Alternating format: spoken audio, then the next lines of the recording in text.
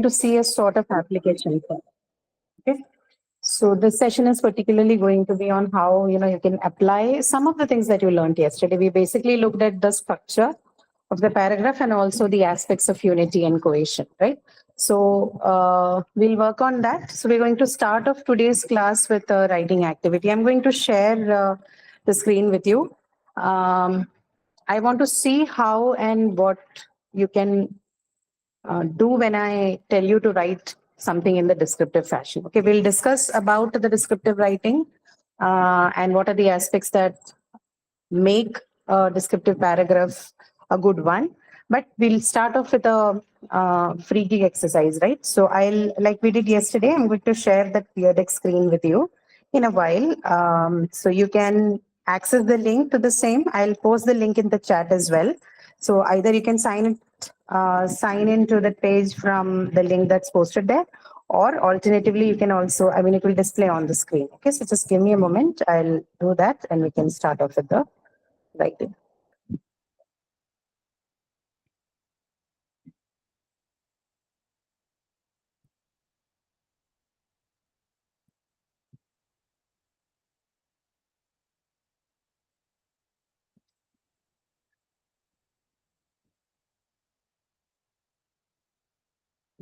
Right. For those of you who want to directly, take it up from the screen, you can do that. It's now displayed on your screen, but you may also join it through the link which is now posted in the chat. Okay, I'll post it again.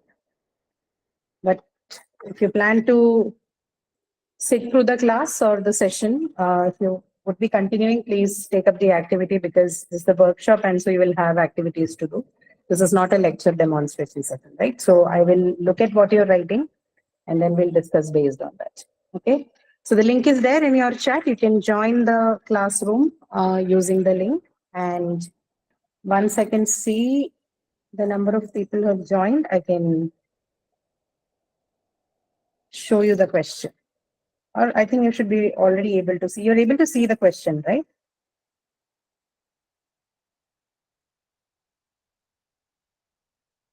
Yes, no? You see a picture on the screen, right? Yes, no?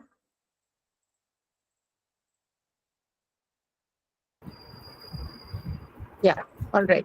So see, the task is very simple, right?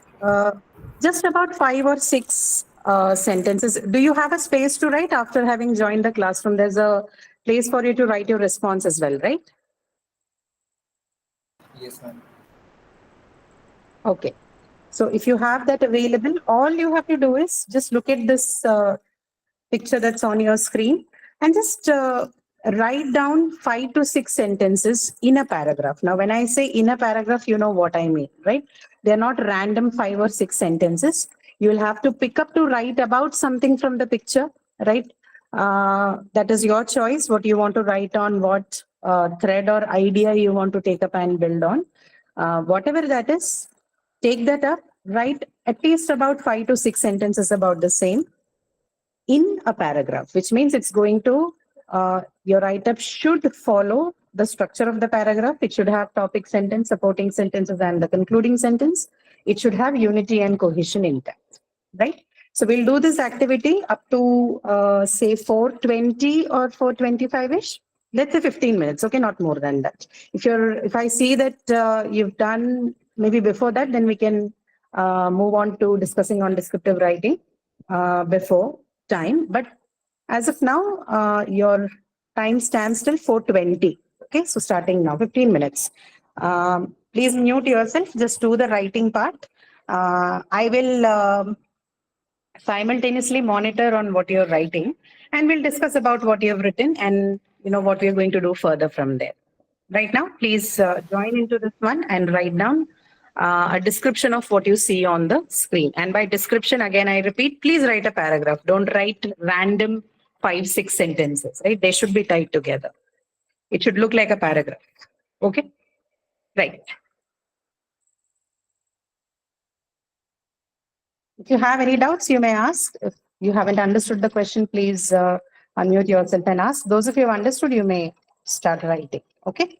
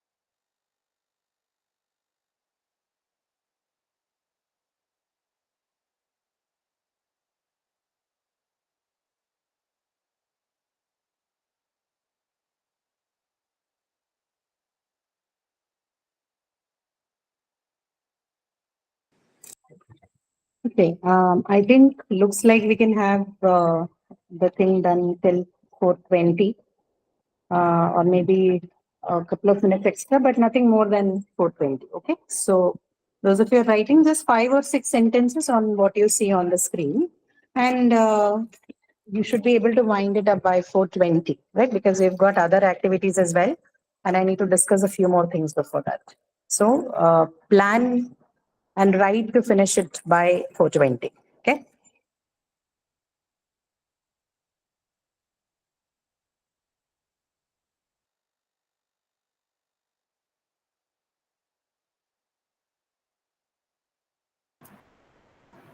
Then how do you submit the response?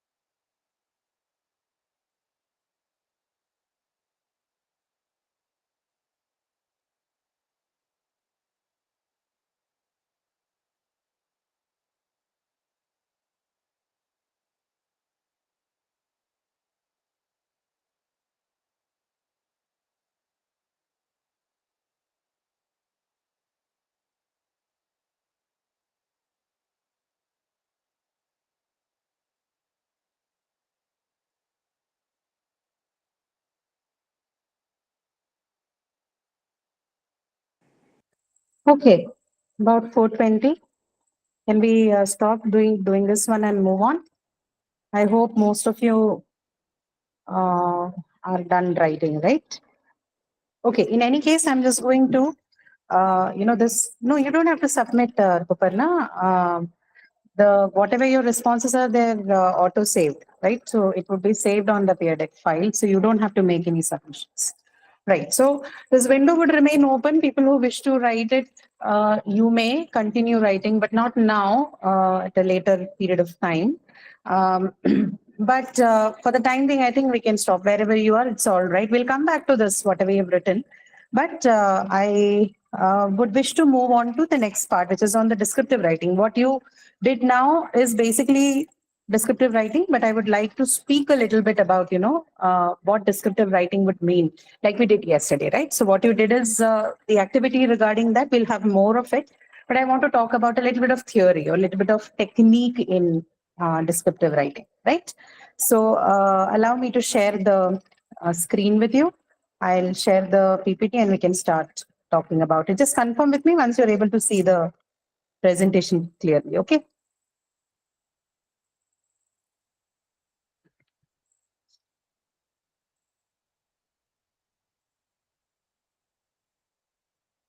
Okay. Is the screen visible to you? Yes, ma'am. Right? Clear, right? I'll scan it.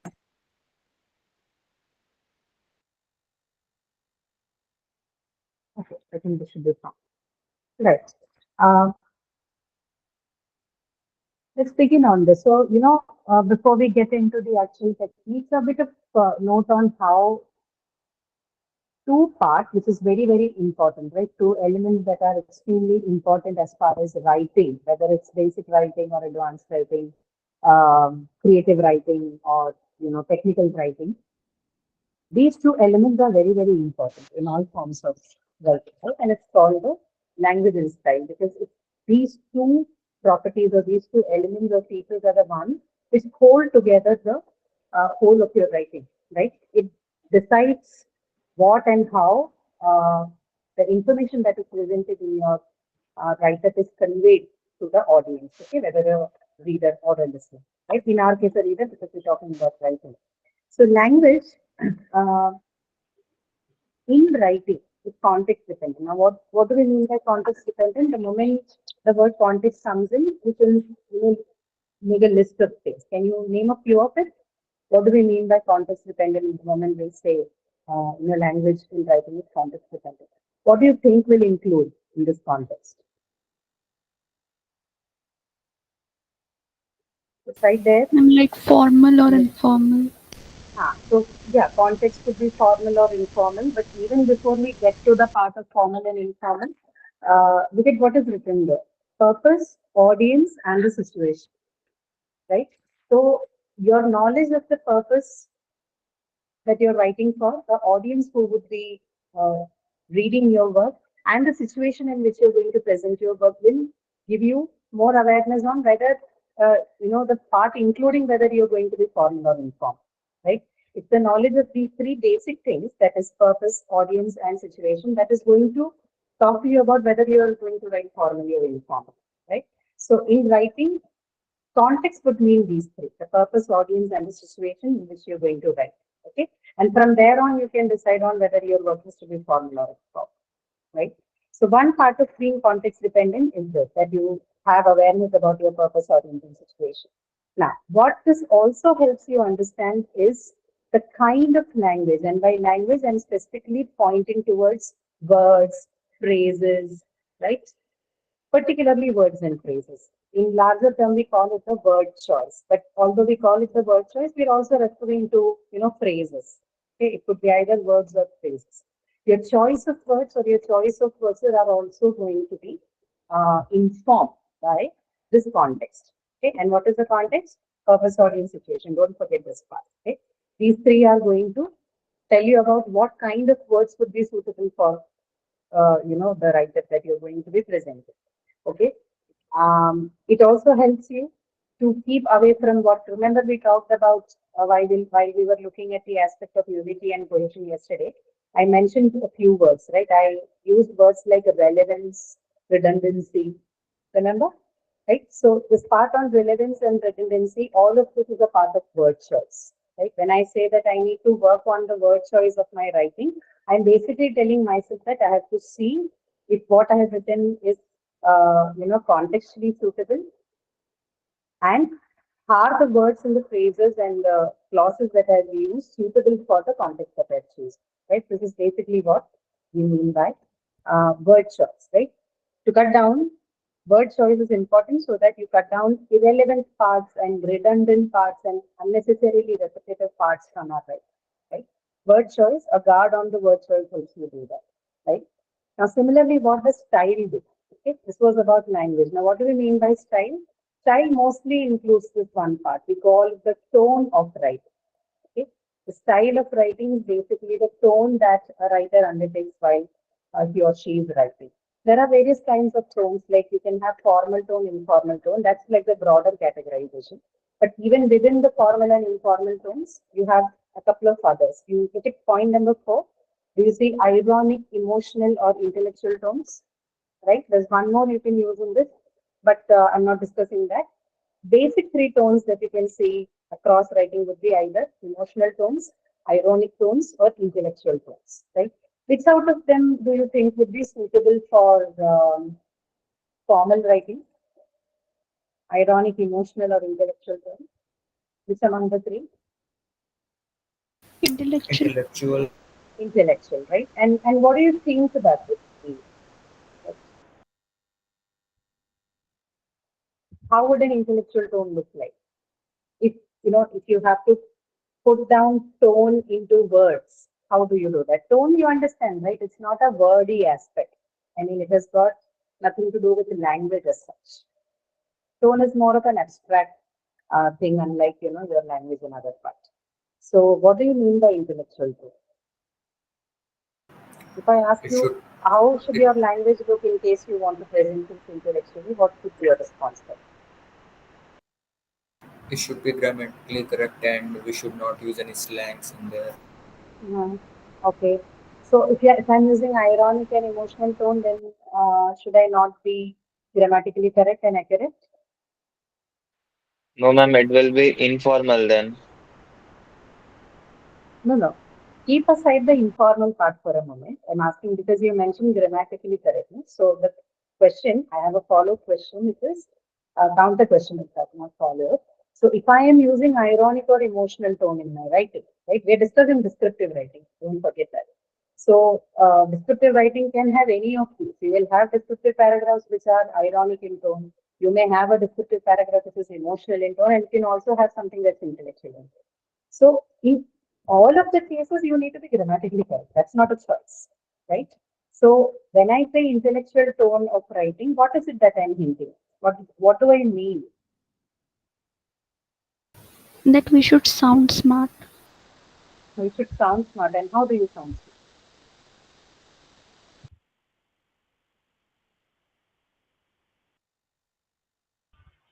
How? Professional and topic Uh-huh. related talks.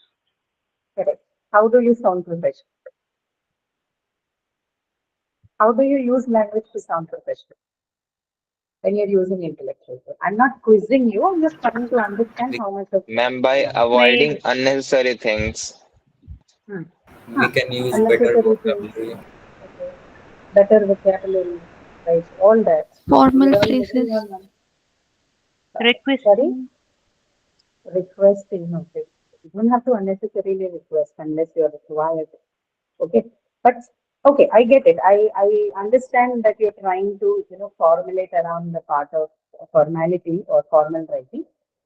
You're right. So, see, intellectual tones, let me tell you this in the outset that when you use intellectual tone, the writing context is not always formal, right? You can have a semi formal or a less formal setup where an intellectual tone is used.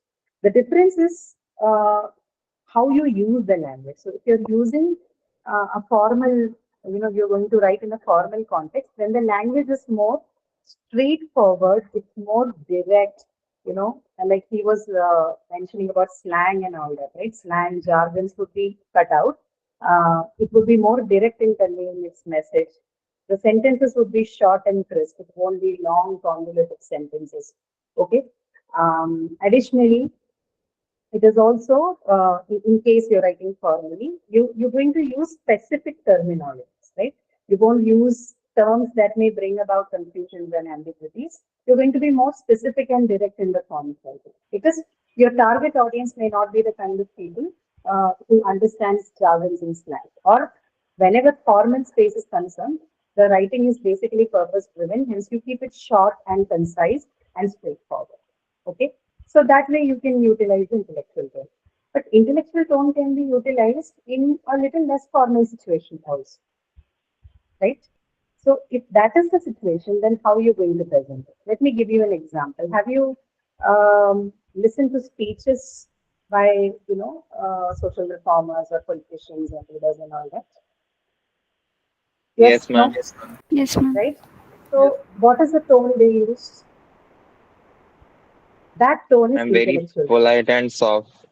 Very polite and soft, and even if it doesn't sound very polite or anything, it still has got intellectual tones. By intellectual tones, Authoritative. yes, it intellectual tones basically mean persuasion. That there is a persuasion in their speech or in the way they write, right? All these readers, they also write for newspapers and magazines. They have articles written in your books and all that. If you look at the way they write, you look at carefully how they have framed sentences, how they presented an issue, it's very persuasive in nature. What does persuasion mean? Persuasion is a style that people use to convince somebody of an argument, right? So if I have to convince someone of an argument, then I have to present what a lot of facts and details and figures and statistics, right? All of this, or maybe a little bit of history of a policy if I'm discussing on that, right? Background, all of that will have to go into my writing. This is called a persuasive style, right? Whether that is done as a speech or whether that is done in writing, all of these elements are very much a part of persuasive style, right? So persuasive style is then a part of intellectual truths. If you're going to write something in an intellectual tone, then the style of writing has to be persuasive, right? And what does persuasive style include?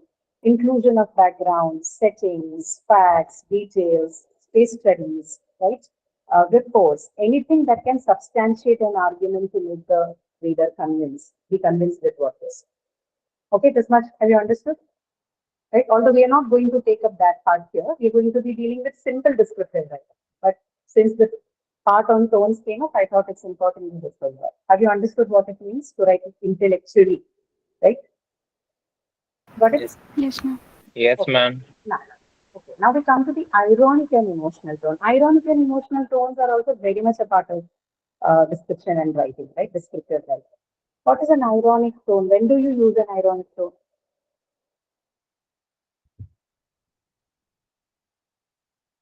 Ironic. So what is ironic? When What do you when mean by that? something is opposite of what it should be.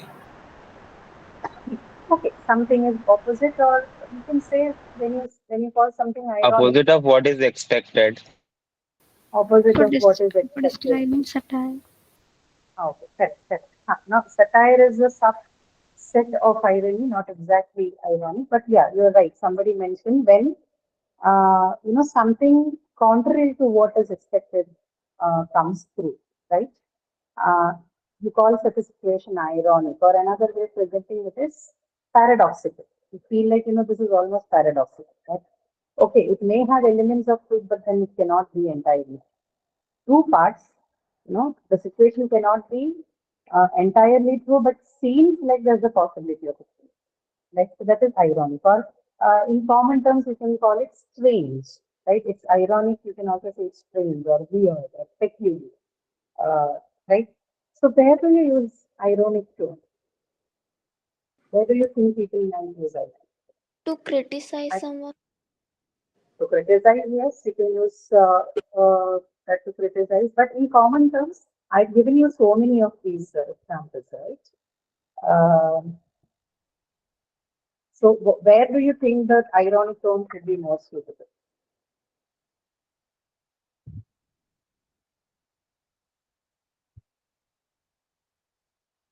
Do you use ironic tones in formal writing? Let me begin asking you a question with that. No, ma'am. No, right? Others, do we have your agreement? Can we use ironic tones in formal writing? Yes, ma'am. Sometimes we can. Now, what are those kinds?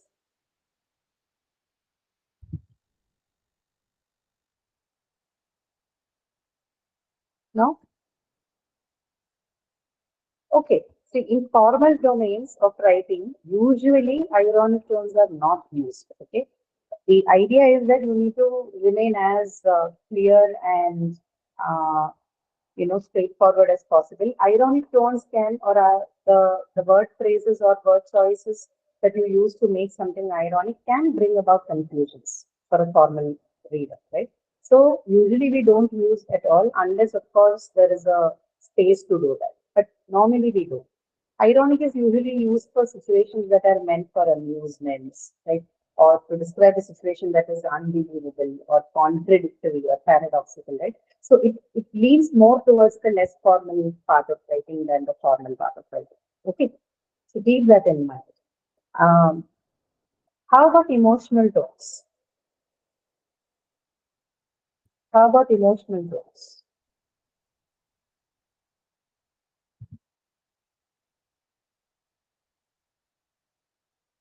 Where do you use it? So do we use it in formal writing? Emotional tones? Informal. Informal, or let's call it less formal, in situations that are less formal or semi-formal.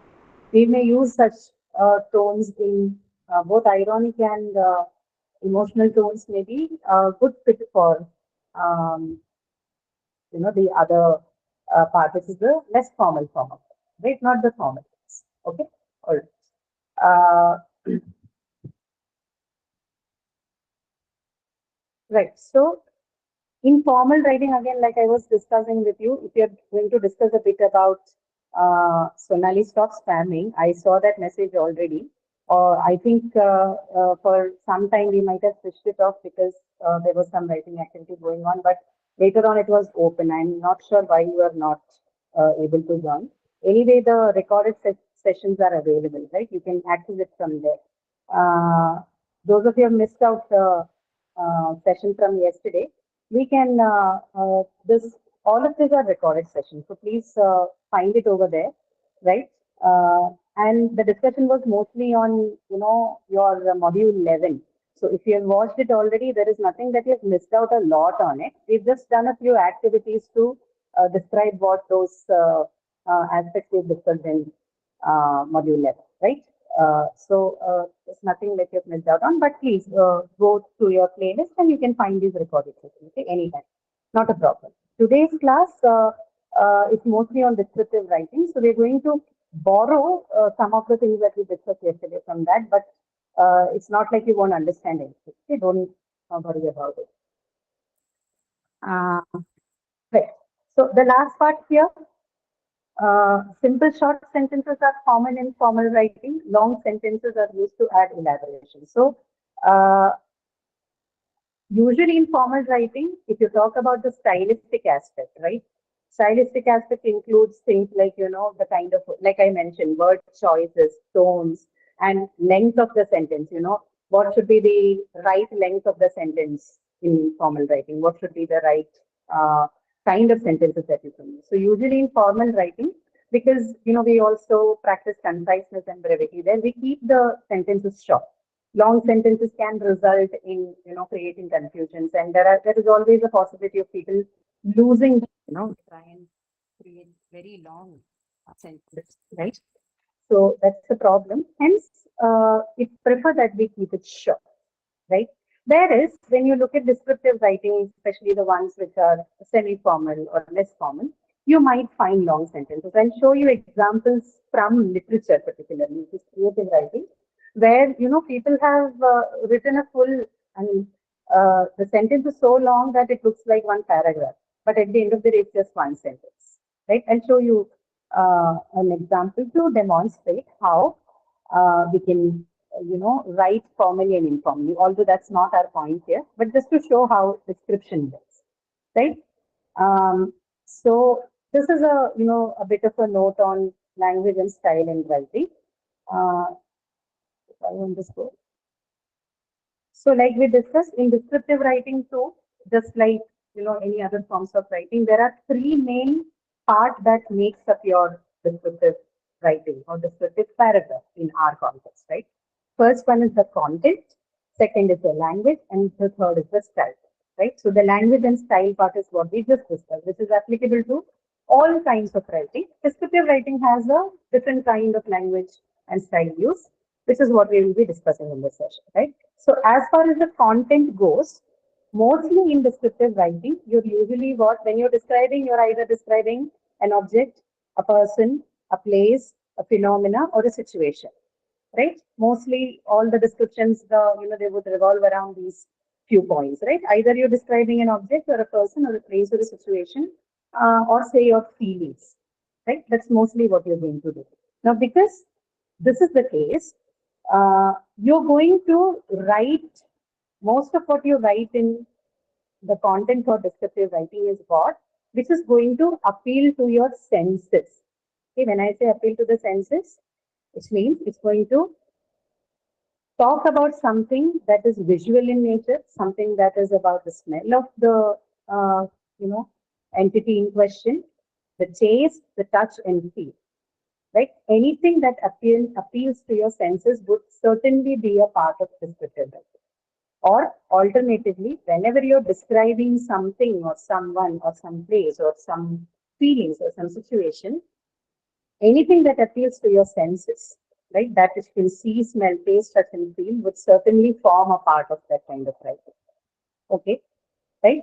And why do we do that? Because by appealing to the senses, we're trying to create a picture or a visual effect in our writing, right?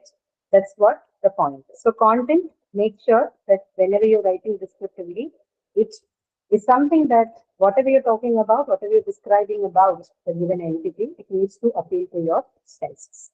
Language, how would the language for descriptive writing look like? It is going to have a lot of modifiers. And modifiers, usually adjectives and adverbs, right? Adjectives and adverbs are the modifiers in our language, right? They help you describe an action or describe a particular thing, okay, or place or object, right? A noun, basically, right? It helps you describe. Adjectives help you describe nouns, and adverbs your verbs and the way, the nature in which the verb is happening. Because it has the function of description and describing, they become a part of the language in descriptive writing, right? And style, anything, like we just discussed. It could be either ironic, it could be intellectual or emotional. Okay, so it's the basis for that. And now just read through, you don't have to do anything with it. Look at a few examples from literature of descriptive writing. Okay, just quickly read through. You don't have to read between the lines or read it critically, read it closely. Just read it. It would be okay to do just a basic surface level reading of it. Just to give you an idea of how descriptive language works. Okay, just take a minute and read that. This is an excerpt from Leo Tolstoy's Anna Karenina. And the count of the words there, because what you're reading on your screen is just one single sentence. Okay, the whole part that you see there is one single sentence. Count 122 words. Okay.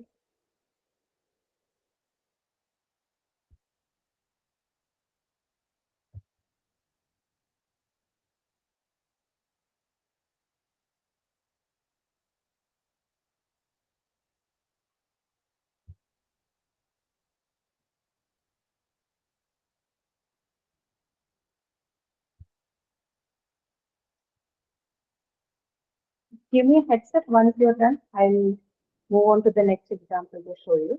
Okay.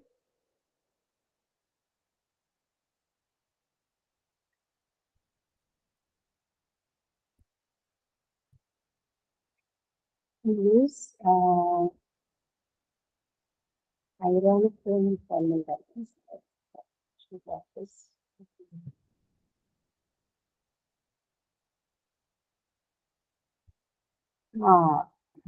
Honey, that situation is ironical, but the writing itself is not ironical. Okay.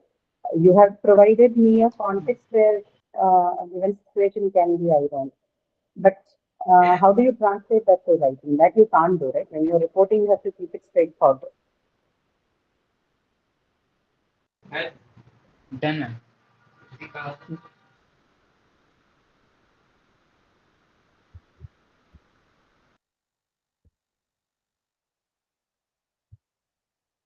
Okay, everybody else can move on to the next one. Can we? Yes, ma'am. Yes, ma'am. So don't Yes. passively read, also understand how description in language works. Okay. Next one. So, where is it? Yeah, okay. This example two.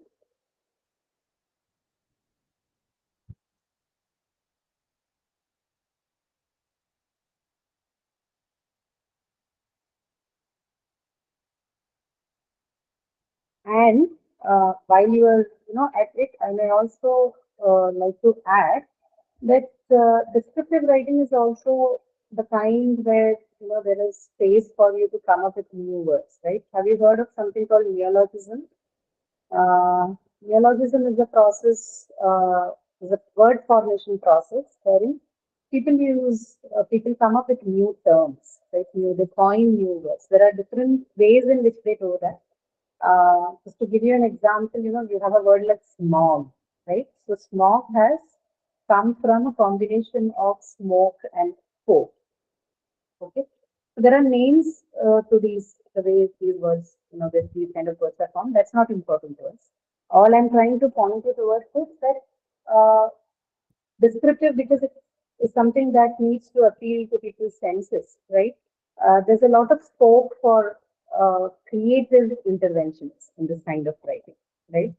Or examples like words like televise. Okay, I don't know if you've heard it. Televise comes from the word television.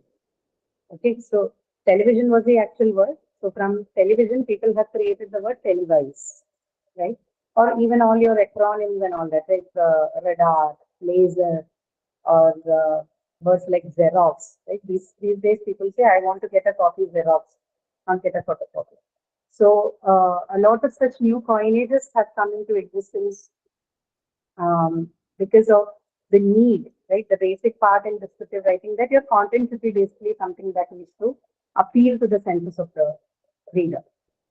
So don't be surprised if you see words which you haven't seen before. So there could be a lot of coinages that people might find fit for the description that they want to give, right?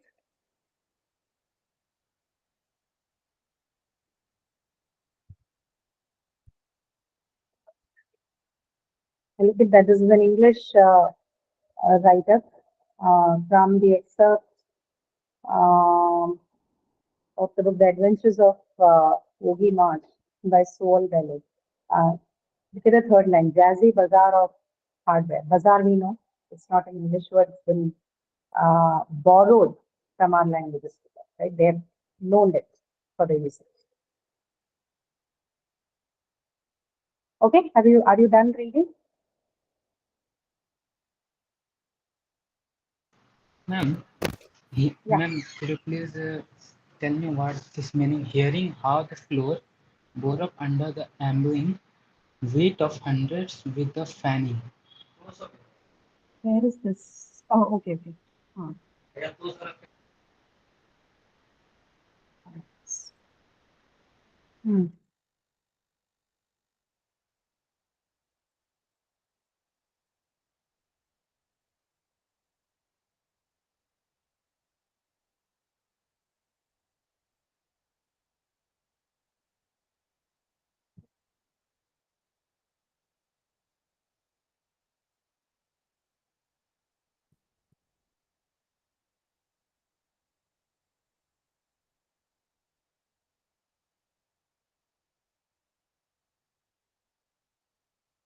Yeah, so Ambling weight of hundreds is talking about employees, 100 employees. The author is talking about yes, yes, employees. yes, correct. Oh, okay. Basically the footfall, right?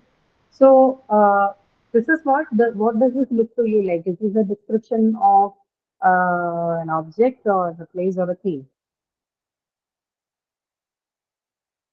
Yeah, got it.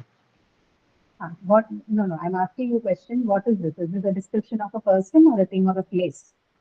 It's a description of a place. Of a place, right? Basically, an office space. Right, The ma'am. person has, the person is trying to talk about a space, which is, by and large looks like an office space, right? So just to This is talk full about of that hundred particular of place, persons. correct, correct, correct. So just to talk of that, look at the kind of word choice and variety in word choice the person has used, right? The author has used that is, right? Yes, ma'am. So you could do that. And of course, if you are a person who observes well, then you can add as many descriptions as you want, right? It's not a difficult thing to do. Okay. Okay, so have others finished reading? Shall I move on? Yes, ma'am. Okay. Right. Now, just a bit about the descriptive. Now that you've seen examples of this, I would like you to see how descriptive organization is, right? So, which means when you're writing a descriptive paragraph, what are the things that you need to be mindful of? Of course, the ideas, right? What do you want to talk about this people, place, things? Do you have a specific thing to say? Talk about, is this about a specific event that happened, or is it about an experience that you've had with either of the three that we see here? This is this is the area where you're going to ideate. Or to put it in context with what we discussed yesterday, you are going to concentrate on the main idea that you have to talk about the people, place, or thing in question, right? So the topic is going to be the people or the place or the thing in question. Ideas is mainly about what are you going to talk about these topics, right? Whether it's people, place, or thing. Then the outline would basically correspond to, what your supporting sentences would be. And vocabulary is going to add all the content and the language that is required to make it a descriptive language. Okay. So these three parts is very important in any forms of description about people, place, or things, right? Ideas, outline. This is the at the outset to begin with. Ideas, outline, and the vocabulary. You need to have as a part of your plan to write a descriptive paragraph. These three things will have to be jotted down before we actually get into the task of writing. Okay. Now, what constitutes the outline? The outline of your descriptive paragraph is going to again be very similar to the structure of any developed paragraph. So it is going to have a topic sentence. It will definitely have supporting sentences, and it is going to have a concluding sentence. Now, as a part of the topic sentence, when you're writing descriptively, like I just mentioned, the topic is going to be one among the three or four, whatever you're writing for, right? So topic is the object or the place or the person in question, and what the writer feels or thinks or opines about the given place, object, or person is going to be the main idea, right? So that together will give you the topic sentence. In the supporting sentences part, you're going to give background information about the object, place, or person in question, additional descriptive details, and more details, right? So basically, background information, descriptive details, and other forms of details are going to be the part of supporting sentences, right? And concluding sentence, as we mentioned yesterday, it's basically just a restating of what is being claimed in the topic sentence. I'll show you an example. I think it'll be clearer to you how it works, right? We'll come back to this later. I'll show you the example first so that you have an idea. Now, look at this one. See the example that you have on screen. This is Ernst Hemingway from A Farewell to Arms, right? I wanted to read through this and tell you something about all those highlighted parts, right? The one that is in blue, that is in pink, and in green. Read it first. Don't bother about the color coding right now. Just read the um, paragraph entirely first, and then we can talk about what do you think of all those highlighted parts. Okay.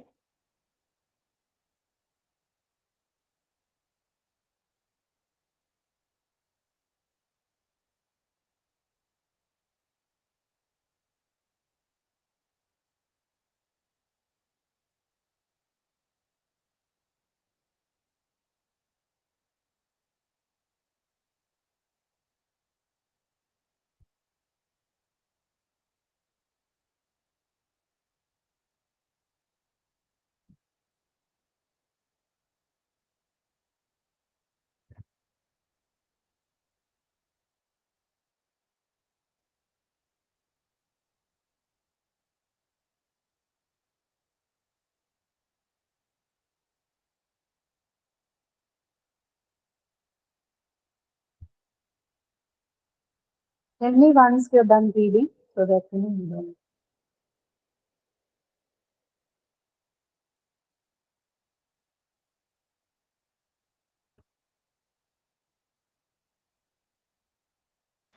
Done, ma'am. Done? Everybody else? Okay.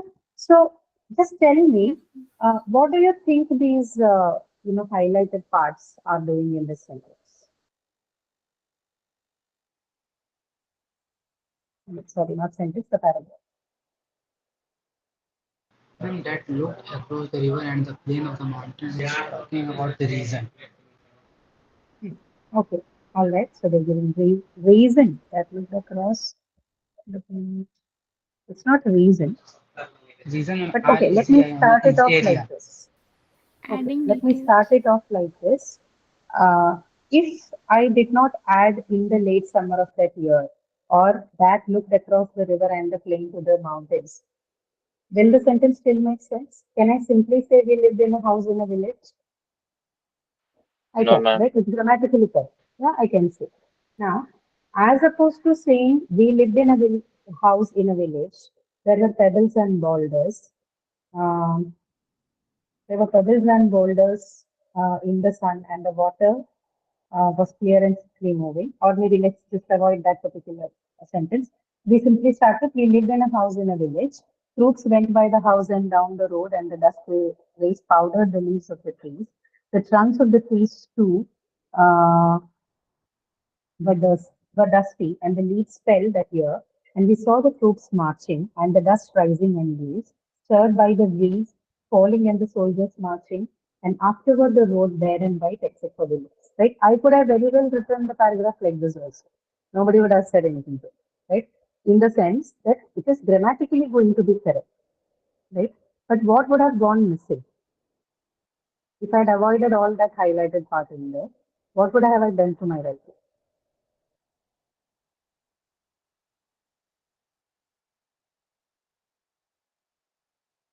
The writing would not be up to the mark. Won't be up to the mark because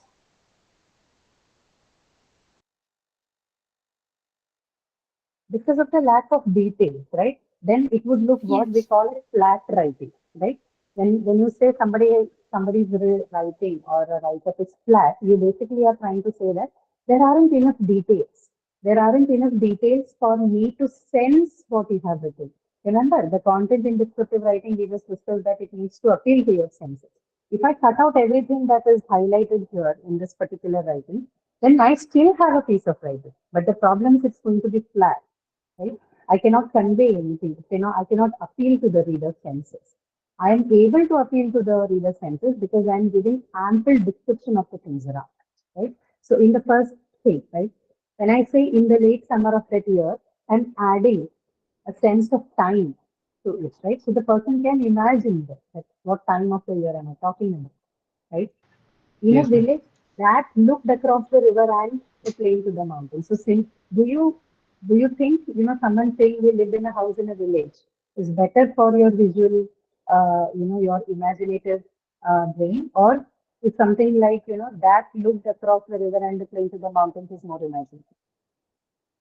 Of course, the second one, right? So when I say a sentence like that, you can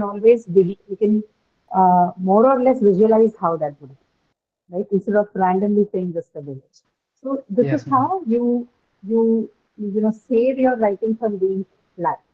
Okay, so descriptive writing basically helps your writing from becoming flat and without uh, something without substance, right? So it adds substance and it also adds appeal to your senses, right? Which is very important to keep your audience through if you are uh, a writer. Okay, right. So this is what we meant by that discussion on descriptive writing and all that. Now coming back to what and how to do that, right? So we're going to talk a little bit about some technicalities, some mechanisms and strategies that people usually use in descriptive writing. So the first part, when you're describing people, the first thing that you need to talk about is the appearance, right? You need to describe the person's appearance either in whole or in parts. Now, what does that mean? So when you're describing somebody's appearance, you can, generally talk about that person's physical appearance, or you can make reference to individual parts, okay, which can include a person's build, a person's height or hair, or other physical features like how does their eye look, how does their face look, how does their nose look, skin, hands, mouth, lips, all kind of descriptions are possible, right? So either you do it as a whole or you do it in parts. Okay, that depends on your choice of writing and what you are writing and what's the purpose of your writing.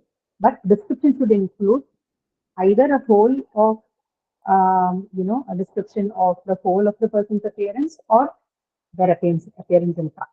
But talking about physical appearance when you are describing people is very, very important. You cannot cut out that detail in descriptive writing on people. Okay. Now, there are very many adjectives that are available that you can use with appearances of features. But can you give me a few examples for that? Because that's what our next discussion is on, right? Usage of, so when you have to describe about how the person looks, obviously you're going to use adjectives, like you have to describe the person.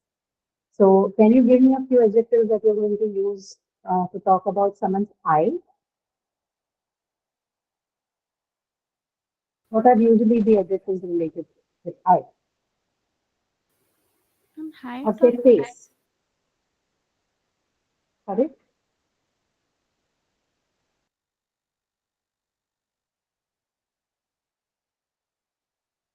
fragile. Adjectives related to eye? Huh.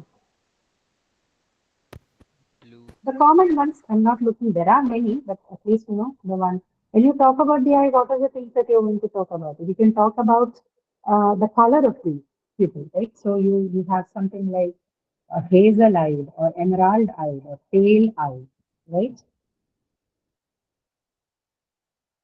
Or if it Rounded is eye. about, yes, correct. Or if it is about, expressions of the eyes, then you may talk about a gleaming eye, a welled up eye, a heavy eye, an icy eye, an oval eye, a sparkly eye, right? A curious eye, right? So it could either be directly linked to the physical appearance of the eye itself, or about the expressions related to that, right? Face. If I talk about face, then Fragile face. what is that? Fragile face. Fragile face. Fragile face. What does fragile face mean? By that?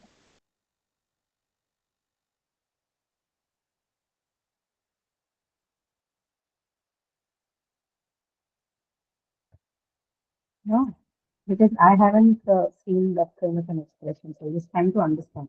Now, just because I haven't heard it doesn't mean it doesn't exist. Just that Just I like want to old know. people have that kind of a face. Oh, that. Okay. Right. But other common adjectives in connection with face, common one, right? Round face, narrow face, long, squish face, square face, Square. wrinkled face, freckled face, acne face, a sullen face, right? A serene face, right? Or a curved face, beefy face, right? So the point I'm trying to make is when you're trying to write descriptively, you're going to make adjectives your friends, right? You definitely have to work on adjectives and adverbs as far as the descriptive aspect of the writing is concerned. You're going to need them in abundance to build your description, right?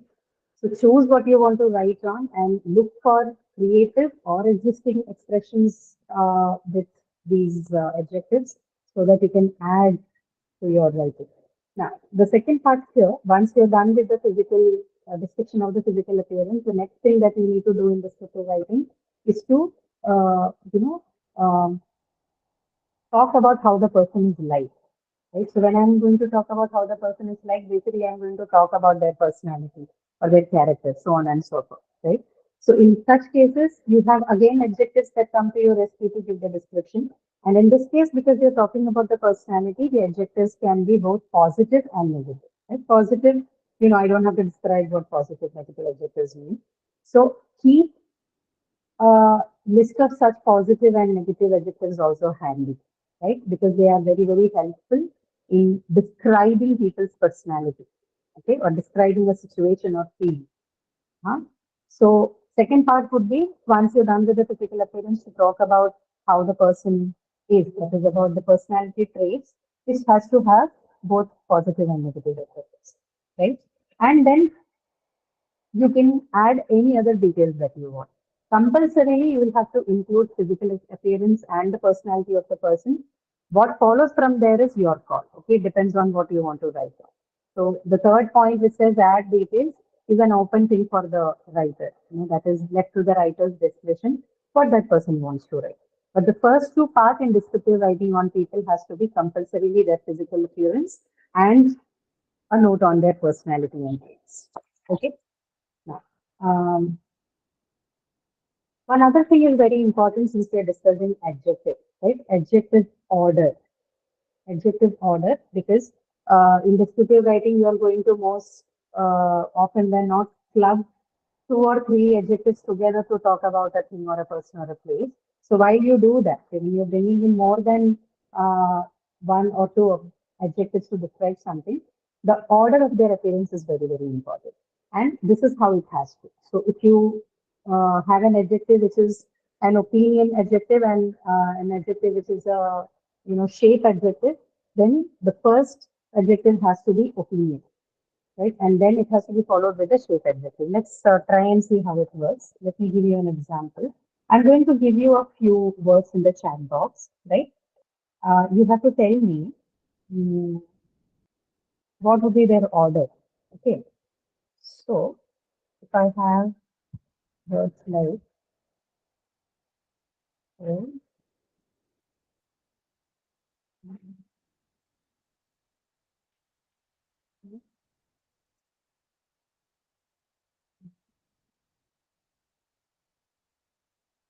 okay, you look at your chat box. I have four words here: old, clay, earn, and beautiful. How would you arrange them in the right adjective order? What would be the right order for placing them?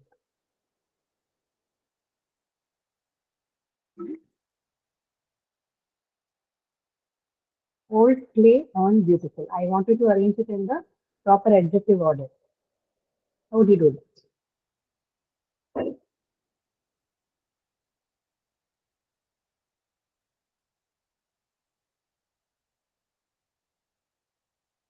What comes first? Which word would come first? Okay, Aditya says beautiful. Ma'am, beautiful. Okay. Beautiful. Yeah, beautiful. So what is beautiful then? It's the opinion, right? It's an adjective which talks about opinion, right? And Yes, opinion ma'am. comes first in our adjective order chart, right? So beautiful comes first. Followed by, Size. Clay. yes, no, but in the four words that I've given, what will follow beautiful? Hard. Ma'am, clay. Clay. Clay, yeah. Why? And clay is what? Material type. Place Material material type, type. right? So, Yes, ma'am. so beautiful. And age after clay. Actually, it should have been the other way around. The material type has to follow the age. Okay, so from here, beautiful.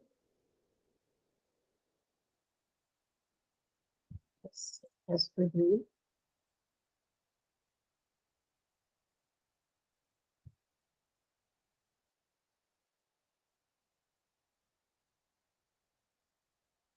okay. So beautiful followed by old, followed by clay, and then your earn. So beautiful, old, clay, earn. Okay, that has to be your order. Okay, let's try one more. I'll give you one more. Um,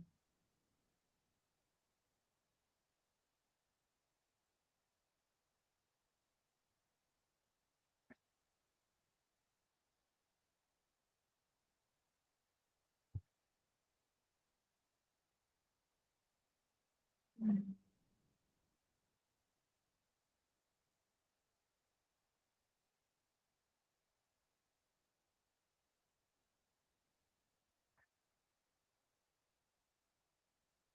How about these words? You have oval, big, new, and marble.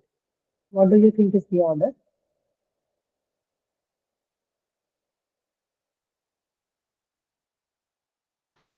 Ma'am, first of all, big because of size Mm-hmm. Yes, correct. and because of shape oval Mm-hmm. and origin new and material type marble. Yeah, oval, big. What comes first? Oval comes first or big comes first? Big. Big. Big, big oval new marble. Okay, so size comes first, so you're going to use the word big here. Then shape comes, so oval, and then the inch comes, so new. Okay, so big oval new marble. Right. So there is a usually we don't use more than two adjectives in in our usual writing and speech. But when it comes to descriptive writing, because people need to provide as many descriptions as possible, sometimes you have to use three, four, or five at a stretch.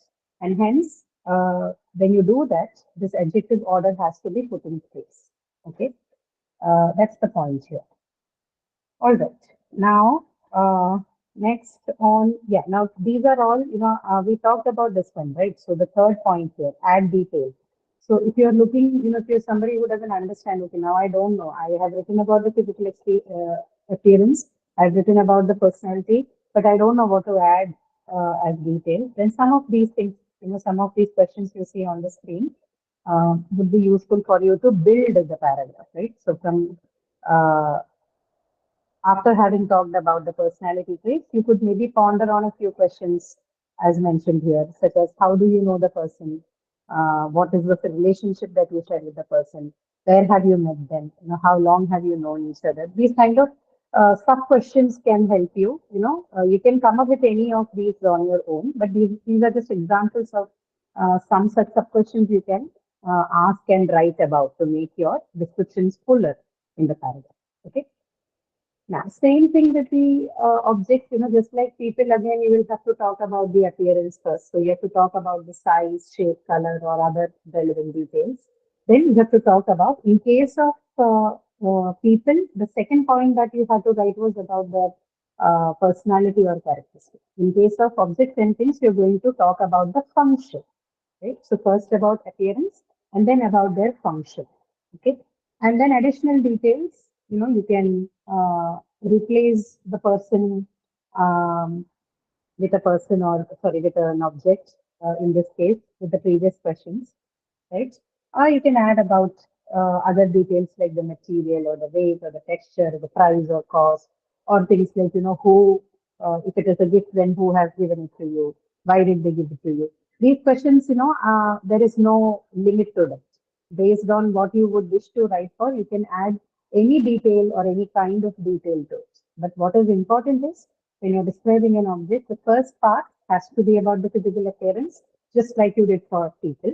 And unlike for people, in the second part, you're going to talk about the function of the object in question uh, to bring it to the fuller description. And third, adding details, anything, right? Anything that you feel is okay can be added there. Describing places, the first thing that again you're going to do here is physical appearance. So remember, uh, people, place, or thing, whatever you are writing about descriptively, the first point has to be always about their looks or what we call as physical appearance. You have to talk about the physical appearance in all the cases. Particularly with respect to places, what are the things that you would write when you're talking about physical appearance? First thing, space and setting, right? So you're going to talk about the size, shape, or environment, whatever is applicable to the place that you're going to describe. Then the time, that year, month, season, people and things that are part of that place, right? What the a description of people and things that make up that particular setting or place is also a part of description of places. And fourth thing, use of figurative languages, right? Now, because place by itself is non-animate, some people they have or inanimate to be more precise, people have a tendency to use personified languages or metaphors or similes while describing places. If you have read poems, right, which I'm sure you might have, nature poets, people who write about nature, if you look at their poetry, personification is a figurative approach that they always take while they write poems, right? What do we mean by personification?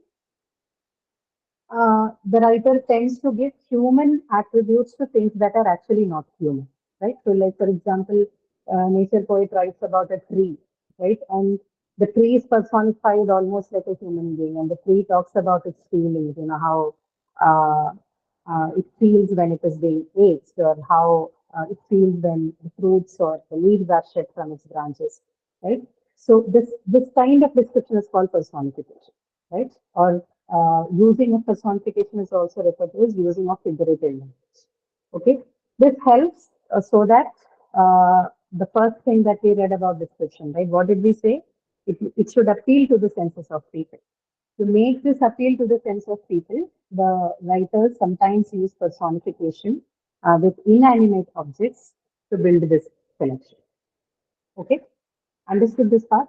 So in description of places, it's very common to see that the writers use personifications or metaphors and similes so that, the people can connect with what they are reading. Okay. Then the second part is again about what do you feel about the place? Okay, what do you feel about the place? Again, you can talk about the positive adjectives and negative adjectives in this scenario, right? Details, anything that you wish to add for. Okay.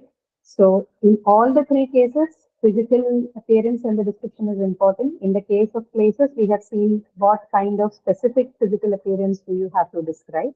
And secondly, you will have to talk about your feelings or your opinions of the place that you are in. Right? Third thing, the additional details could be anything depending on what you wish to write. Okay?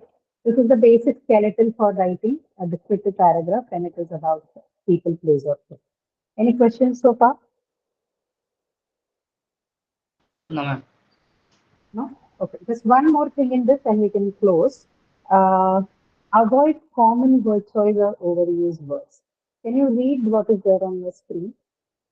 And tell me if you are also one who uses these words very often. Yes, ma'am, I have used. Yes. Yeah. And not just you, I'm sure a lot of us, we are in practice of using very, so, and really, too often than what they should be used. Okay, so every time you want to talk about, a feeling of yours, or to describe about some kind of extremities or absoluteness about somebody's character or someone's personality, we end up using the words very, so, or real, right? So to avoid repetitive, it's okay when you're talking to people, it's all right. In conversation, nobody is looking for any creative edge. But in writing, this can contribute towards redundancy. Every time when you want to describe something about something, person or place, if you keep using very, so, and really, it doesn't look very neat. It doesn't look very, um, fuller in as far as the description is concerned. So alternatively, instead of always using words like very, so, really, you can try the list that you see on screen. I've just put in a very short list together. There are more words to it, of course. But to begin with, maybe you can rethink on the use of very, so, really with words like absolutely, acutely, awfully, certainly, considerably, dearly, decidedly, deeply, emphatically, exceedingly, right? So on and so forth. So you can replace words like very, so, really with the words that you see in this list or even more than this, uh, so that you avoid redundancy in writing or repetitiveness in writing. Okay. So this was the case of adverbs, right? Very, so, and really are adverbs which are often repeated. Now you also have uh, nouns which are, very often repeated. Things. Okay. Have you come across people who use the word things very often in referring to something? I had some things to do. Okay. There are some things sitting in the cupboard. Could you please clear? Right. So things is like it's almost like a filler word when you are not sure what that uh, group of entity or that particular object in question is, you have a tendency to always use the word things. So things also can be replaced using words like accessories, affairs, assets, baggage, bags, belongings, clothes, so on and so forth. Okay, now because we're talking about nouns, the list is unending, can be infinitely long. So the point here is, instead of using the word thing, you use the either the common noun word or the proper noun word that is used for. Okay? Don't just simply say things. Use a proper word to refer to that particular entity in question. Okay? Adjectives. There are adjectives which are very oftenly repeated, and some of them include these. Words like big, small, little, new, nice, interesting. These are all common adjectives, right? So the point is, try and replace common adjectives with specific adjectives, right? Use adjectives that are more specific, uh, so that it can do a good job of description rather than using the common ones like big, small, little, so on and so forth as you see on the screen. Verbs, again, verbs like know, said, and like are very commonly used. So you might want to look for alternatives which mean the same but can be more specific in their expression rather than the ones like know, said, and like. Determiners, like many more other, also are seen to be used more often and mostly in redundant fashion. So you should look for other words which can replace determiners like many more other in writing, right? Overall, the point is, when you are writing things descriptively, particularly in descriptive writing, you should try to bring in words that are more specific and thus will help your description, and words that would help you avoid repetition in writing. Okay, that's the major part. Right. So that's all as far as the technique aspect of the writing is concerned. Any questions that you have?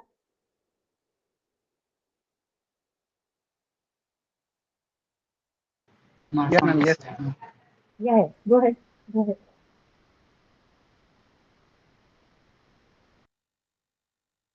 Go ahead, Ma'am. question. You can ask your question.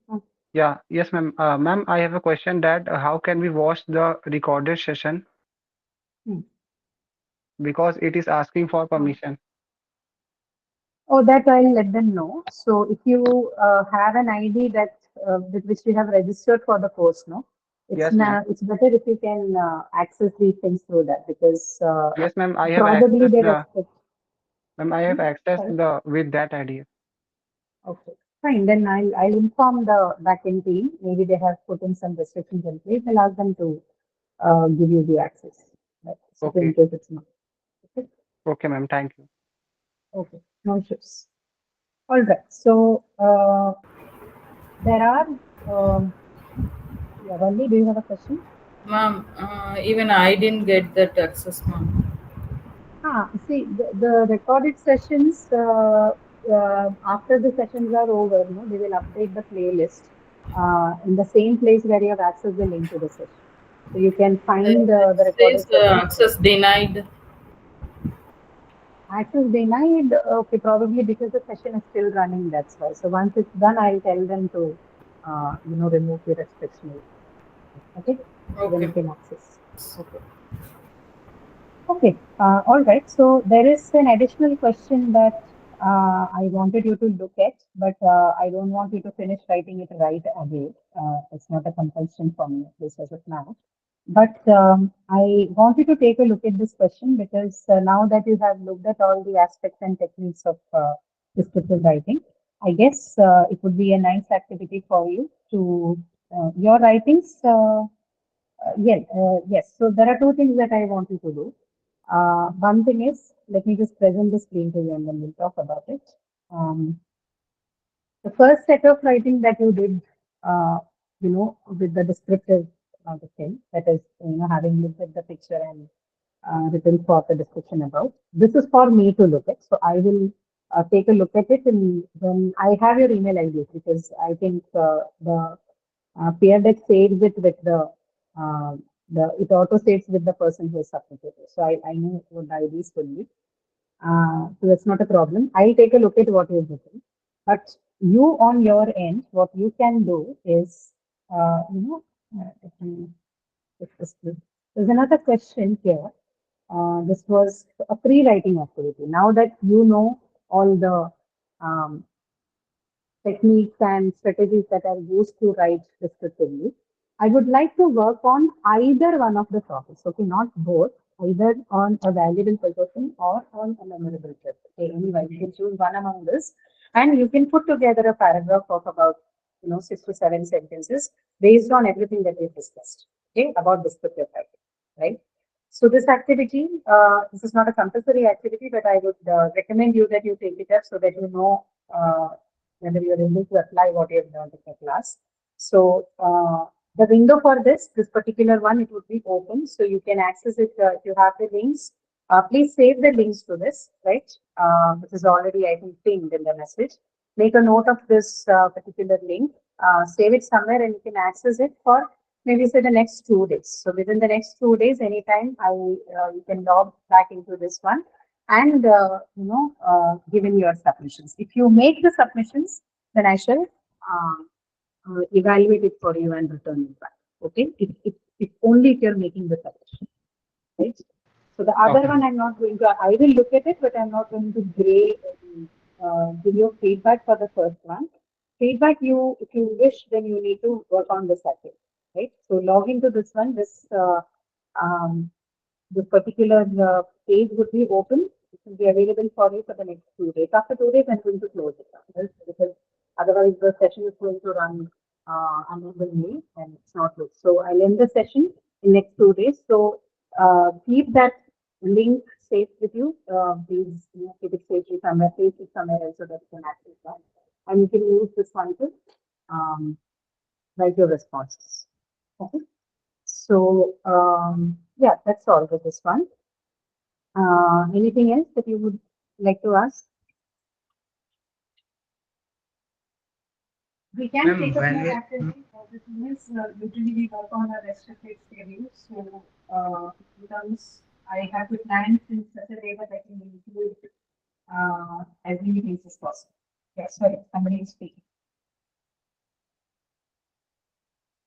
Who was it? Somebody is asking me. Okay, Ashok, see your hand is raised. Can ask. Ma'am, I have some doubts. Yeah, please go ahead. Ma'am, could you show your PPT once? The first slide of your PPT. Yes, slide is completed. So,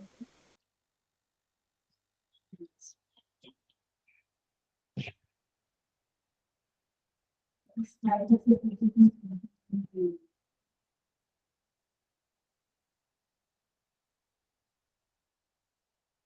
Exactly which one you Ma'am, the very first slide. are. Yes, ma'am.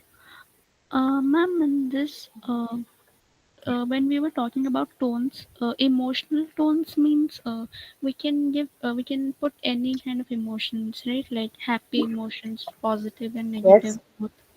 yes, certainly, any kind of thing. Emotional So, tones ma'am, means anything that is emotional in nature, happy, sad, angry, anything. yes, ma'am. Ma'am, so can we Hmm. say that the paragraph that we wrote on the picture that you had Hmm. shown Hmm. has an emotional tone? Well, that depends on what you have written about, right? So, yeah, possible. If you've written something that has got emotional tones, then certainly, why not? Yes, ma'am. This description is not plain description, right? So people would take different. Uh, they would take a different. Um, how do I put it? People would perceive things differently. Like I just showed you a Yes, picture and I asked you to write something about it, right? Write a description of what you see in there.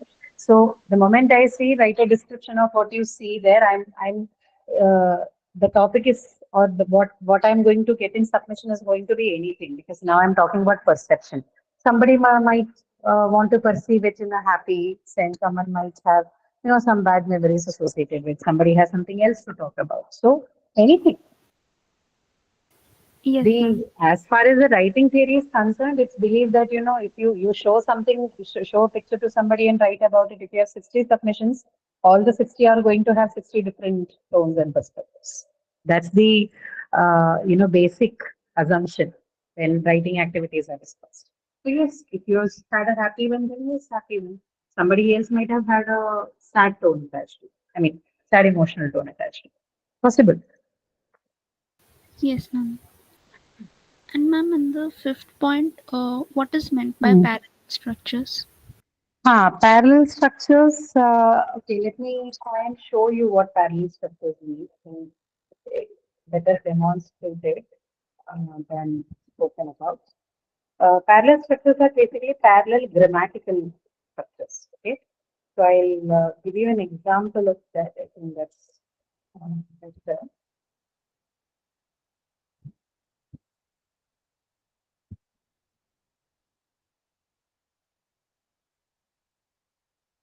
Just a moment. I'll show.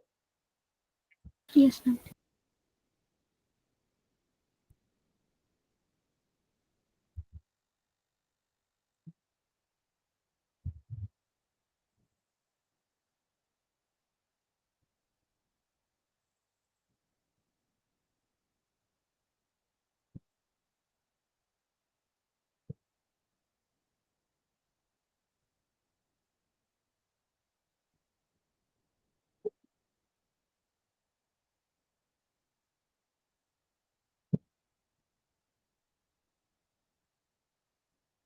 Okay, I'll have to. I'll stop presenting this one because I have to show you an example of this. It's another PPT, so we take you to that.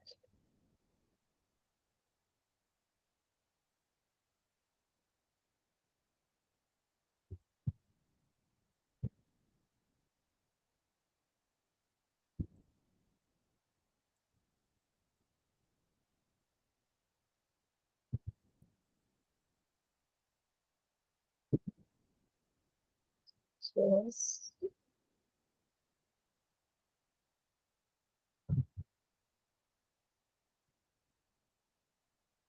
Okay. That's fine.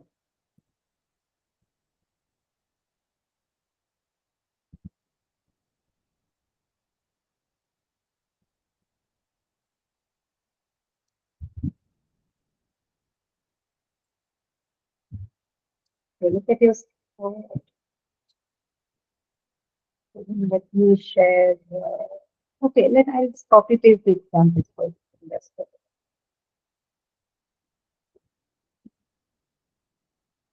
Okay. Look at your chat. I think paste it there so that you can. Can you see those examples there? Look at the first one. We will come when we are ready and when we choose. In its energy, its lyrics, its advocacy of frustrated joy, rock is one long symphony of protest. The Department of Justice began a vigorous campaign. So these were three different sentences. Okay, the first one was, we will come when we are ready and when we choose. Second is in its energy, its lyrics, its advocacy of frustrated joy.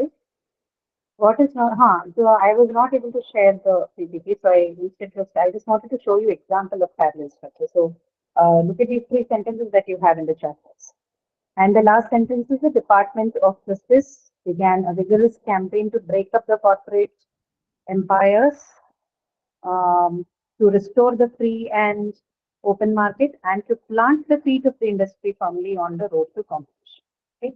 Now, what is parallel structure? So, like I told you, they're grammatical structures.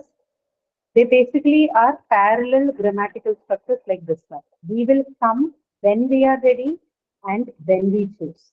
So, when we are ready, when we choose. Two parallel structures, parallel grammatical structures. Similarly, in its energy, its lyrics, its advocacy of frustrated joys, right? You see that it's repeating its energy, its lyrics, its advocacy. These are called parallel structures. Okay.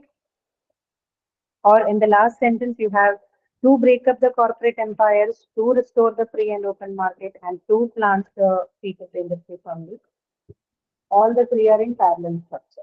Okay, so even if one thing breaks, right? So if I say For example, to break up the corporate empires, restoring the free and open market, and to plant, then the structure breaks.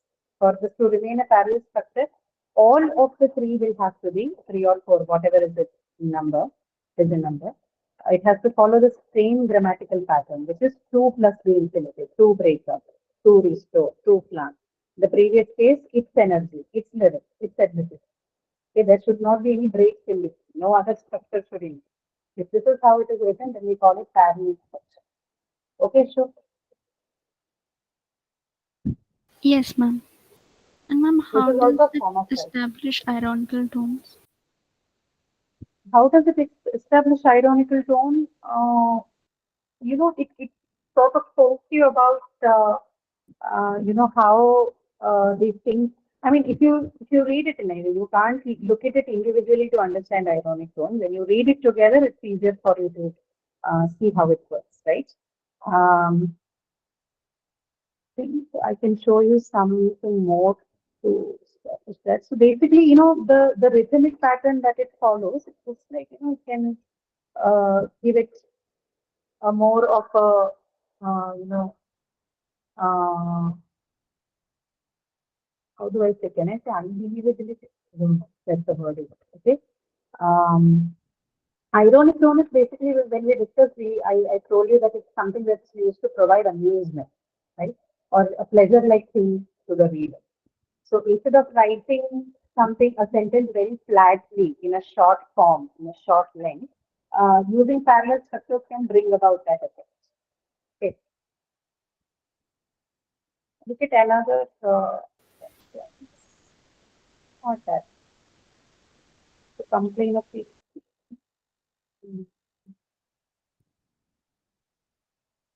okay, wait, look at this example. Okay. I think this one will explain it better than the other one. See this one. Joan of Arc, a village girl from the Obis, was born about 1412, burned for heresy. So the structure begins from here. Okay, born about 1412, burned for heresy, witchcraft and sorcery in 1431, rehabilitated after the third one in structure, rehabilitated after a fashion in 1456, designated venerable in 1904, fourth parallel structure, declared blessed in 1908, and finally canonized in 1920. Okay. So how many total structures do you have? Parallel structures 1, 2, 3, 4, 5, and 6. Okay, read the sentence and tell me if it does not establish an ironic tone.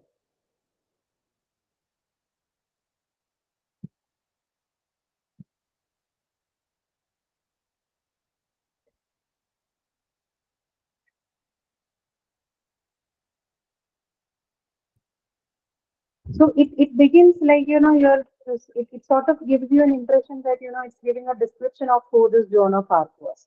But the parallel structure alone tells you an ironic thing about it. Look at this one. Born about 1412, burned for heresy, witchcraft, and sorcery, which is like a very bad thing to have happened to anybody. But that is presented in such a way that, this is like a very common thing.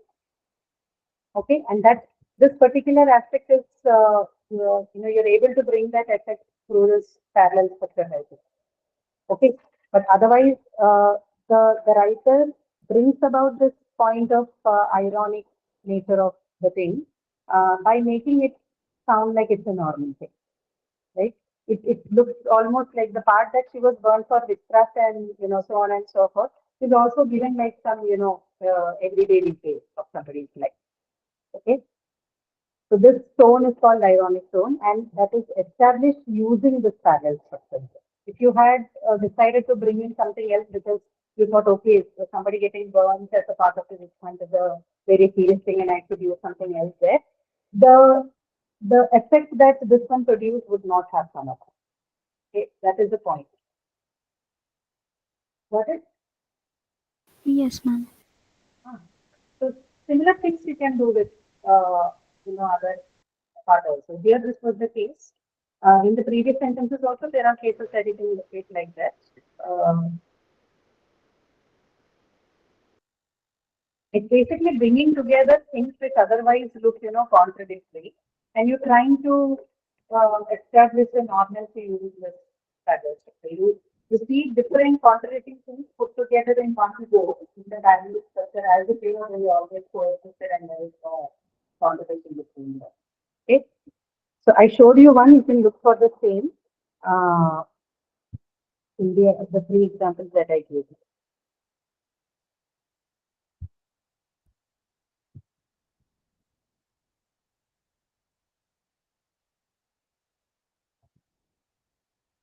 Okay. Right. Anybody, any other questions?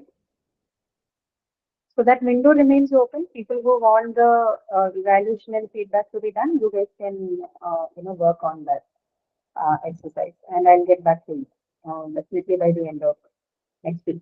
Okay. Right. Any other any further questions? Or can we? No. Okay. So we'll close for today, and if you have anything to know or get clarified regarding this, of course you can talk to us. Okay. All right then. Thank you, everyone. See you. Thank you, ma'am. Sure. Thank you, ma'am. Ma'am, when will the next session held? And next For session this date one? or date? For this one, no. Yes, For this ma'am. one, we have only these two classes. Okay. Oh, okay. Because this is a short workshop, so we're not extending it beyond the 3 hours. And we don't have a 6 hour system. Okay. Okay. Right. All right. Okay. Thank you, everyone. We'll see you again. Thank you, ma'am. See you too, ma'am. Thank you. Sure. Thank you, ma'am. Thank you, ma'am. Okay.